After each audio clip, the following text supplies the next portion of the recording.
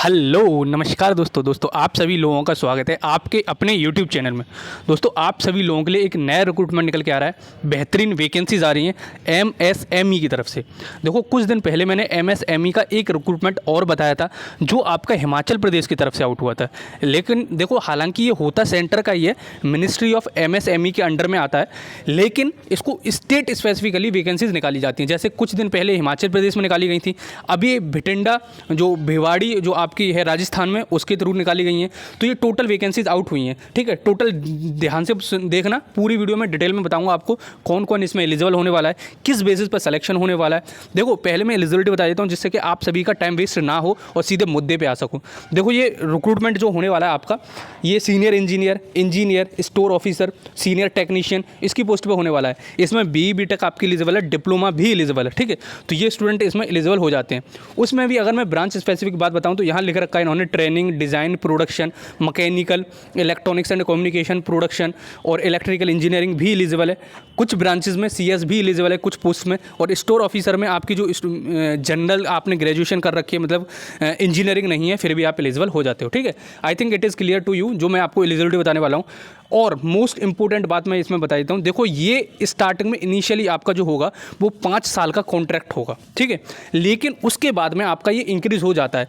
और बिलीव करो गाइज, इसमें MSME में जो लगता है वो एटलीस्ट 10 से 15 साल तो जॉब करके जाता ही है। उसके बाद में फिर भी किसी भी प्राइवेट कंपनी में आपकी जॉब लग जाती है। ठीक है, 5 साल इसमें इनिशियल लिख रखा है, वैसे मोस्टली ऐसा लिख के नहीं देते हैं। यहाँ लिख रखा है इन्होंने मिनिमम 5 ईयर आपका होगा स्टार्टिंग में, फिर फर्दर एक्सटेंशन दे दिया जाएगा क्योंकि आपको एक्सपीरियंस हो जाएगा तो फिर आप उनके लिए यूजफुल असेट बन जाओगे। ठीक है, तो I think it is clear to you. चलो अब आगे मैं क्लियर करता हूँ कि कैसे कैसे आपको अप्लाई करना है।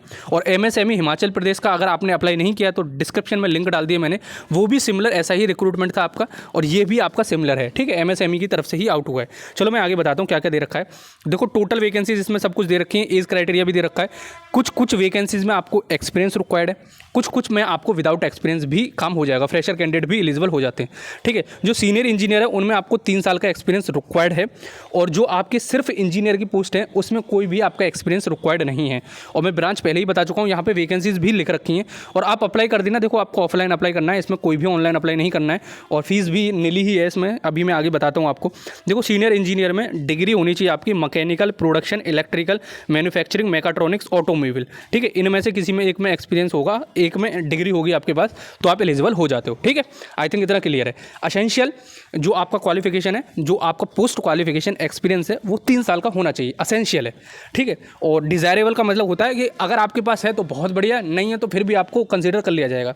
अब इंजीनियर ट्रेनिंग में लिखा हुआ है, जो ट्रेनिंग का मतलब यानी कि फ्रेशर कैंडिडेट एलिजिबल है। ठीक है, यहाँ पे डिज़ायरेबल में लिख रखा है, अगर आपके पास में इन सब में से कुछ है तो आप डिज़ायरेबल में आ जाते हो, वरना आपके पास ये नहीं है फिर भी आप भर सकते हो। ठीक है, तो इसमें मैकेनिकल, प्रोडक्शन, मैन्युफैक्चरिंग, ऑटोमोबाइल, इसमें सीनियर इंजीनियर, प्रोडक्शन में इतने स्टूडेंट एलिजिबल हो जाते हैं। ठीक है, और ट्रेनिंग इलेक्ट्रॉनिक्स वाले में इलेक्ट्रिकल, इलेक्ट्रॉनिक्स, मैकाट्रॉनिक्स, ये वाले स्टूडेंट एलिजिबल हो जाते हैं। और स्टोर ऑफिसर में जैसे कि मैं पहले बता चुका हूँ, कॉमर्स में आपकी BA जो होनी चाहिए बैचलर्स डिग्री, और उसके बाद में डिज़ायरेबल में आपको 3 साल का एक्सपीरियंस मांग रखा है इसमें। और सीनियर टेक्नीशियन में डिप्लोमा मांग रखा है और 2 साल का एक्सपीरियंस मांग रखा है। ठीक है, डिप्लोमा किस किस में, मैकेनिकल, प्रोडक्शन और आपका इलेक्ट्रॉनिक्स, ये सब कुछ ब्रांचेज यहाँ एलिजिबल हो जाती हैं। एप्लीकेशन फ़ीस की जो लास्ट डेट है, देखो दोस्त ये लास्ट डेट इसको ध्यान से देखना, 31 अक्टूबर होने वाली है।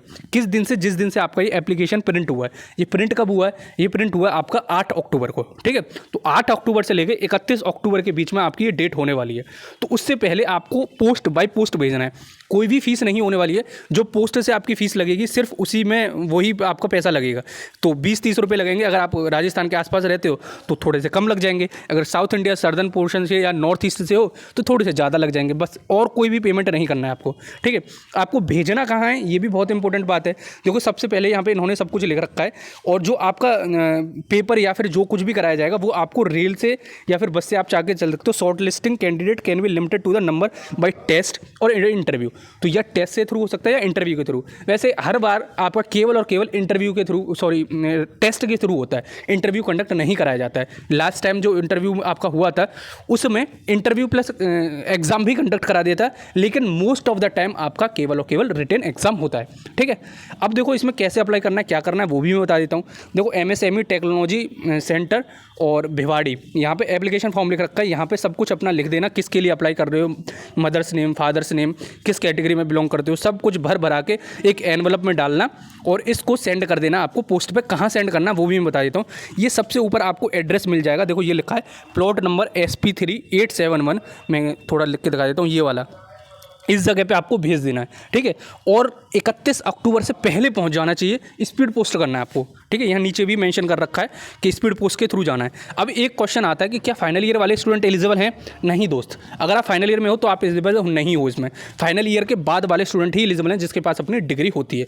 ठीक है, और एज क्राइटेरिया का इसमें सब कुछ दे रखा है। जो फ्रेशर कैंडिडेट है उनके लिए 32 ईयर्स होनी चाहिए, और डिप्लोमा वाले कैंडिडेट के लिए 30 होनी चाहिए, और जिसके पास में 3 साल का एक्सपीरियंस है उनके लिए 35 साल हो जाएगी। ठीक है, और फिर रिलैक्सेशन देखने को मिल जाएगा जो भी OBC SC ST कैंडिडेट को मिलता है।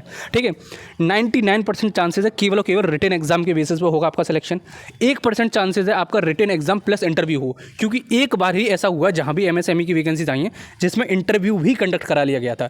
वैसे हर टाइम आपका केवल रिटन टेस्ट के बेसिस पर ही होता है। ठीक है, आई थिंक इतना क्लियर हो गया है, और पहले बता चुका हूँ 5 साल के लिए प्लस आपका आगे इंक्रीमेंट हो जाएगा। तो अगर इंटरेस्टेड हो तो फॉर्म भरना है इसको, वरना फिर तो रेस्ट छोड़ ही दो। ठीक है, चलो फिर मिलते हैं अगली वीडियो में, जब तक के लिए जय हिंद, जय भारत।